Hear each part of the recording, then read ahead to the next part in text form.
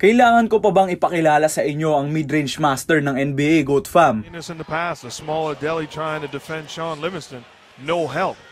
That's a shot Shaun Livingston has made his entire career. Ang pull-up game nga ni Shaun Livingston ay parang isang poetry in motion dahil sa taas ng kanyang release at separation niya sa kanyang mga defender. Naging key role player ang 6'7" point guard para maipanalo ng Golden State Warriors ang kanilang tatlong rings noong 2015, 2017 at 2018. Ngunit alam nyo ba, Goat Fam, na isang rising superstar talaga si Shaun Livingston back in his young days. But an injury would change his life, pati ang takbo ng kanyang NBA career. Pag-usapan natin ang comeback story ni Shaun Livingston. Dito nga lamang yan sa Goats Descendants.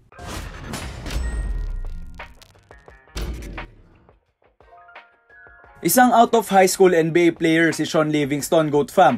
Dapat ay saduk nga siya maglalaro sa kanyang college, but he preferred to enter the 2004 NBA draft kaagad.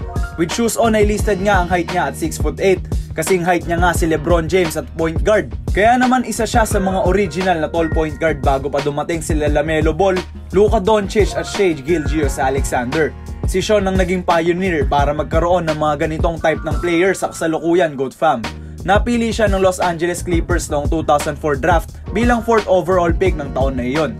Ngunit at point guard position ay si Sam Cassell nga ang main man ng Clippers, kaya naman napilitan si Livingston mag-switch ng position at nahirapan nga mag-adjust ang 6'7" guard dahil dito. Sa unang dalawang season ni Shaun sa Clippers ay tila nga isang role player lang siya sa kanyang team. Dahil in 91 games ay meron lamang siyang 6.3 points, 3 rebounds at 3.7 assists per game. Sa pangatlong taon ni Shaun sa NBA ay 21 years old pa nga lamang siya noon, Goat Fam. Isang uprising NBA star at unti-unti niya nang nakukuha ang pace ng NBA basketball. Nag-average na rin siya ng highest points, rebounds, assists at steals per game para sa kanyang young career with 9.3 points, 3.4 rebounds, 5.1 assists and 1.1 steals per game. Maganda na sana ang tinatakbo ni Shaun para sa Clippers, pero sa isang game against sa Charlotte Bobcats noong February 26, 2007, after going for a harmless layup, ay magbabago ang takbo ng career ni Shaun, Goat Fam. Matapos ang awkward landing, ay tila nga nadulas ang point guard at umislide ng kanyang tuhod sa sahig. Hindi ko pwedeng ipakita ang buong video nito, Goat Fam, kaya isearch nyo na lamang kung gusto nyo nga itong makita. Pero what we know is that na-injure ni Livingston ang kanyang ACL, PCL, lateral meniscus at ang kanyang MCL. Na-dislocate niya rin ang kanyang patella and his tibiofibular joint. Sa sobrang lala ng injury na ito ay sinabi ng mga doktor sa kanya na kailangan nang i-amputate ang leg na naapektuhan ni Shaun. But ang persevering attitude niya ang makakapagbalik ng dating game ng 6'7" point guard. Isang mahabang road to recovery ang pagdadaanan niya para makabalik sa NBA, Goat Fam.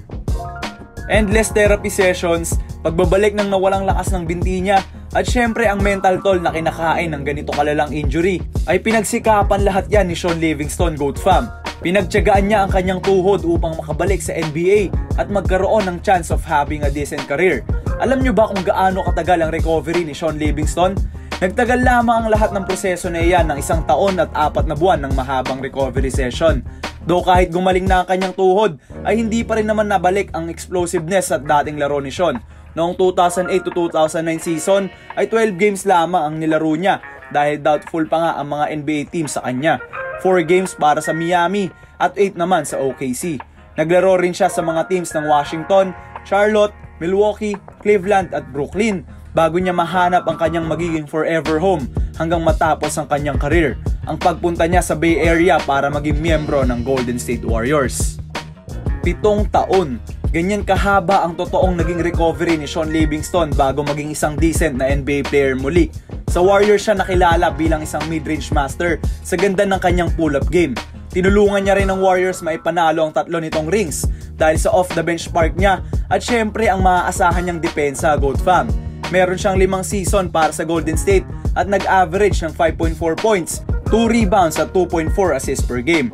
Isang patunay si Shaun Livingston na perseverance will always get us to where we want to be. Isang napakagandang comeback story na ipinamalas ng isang supposed NBA superstar na naging isang magaling na role player at nanalo ng 3 kampyonato para sa team na nagtiwalang muli sa kanya at binalik siya sa tuktok ng tagumpay matapos ang lahat ng mga pagsubok na kinailangan niyang pagdaanan.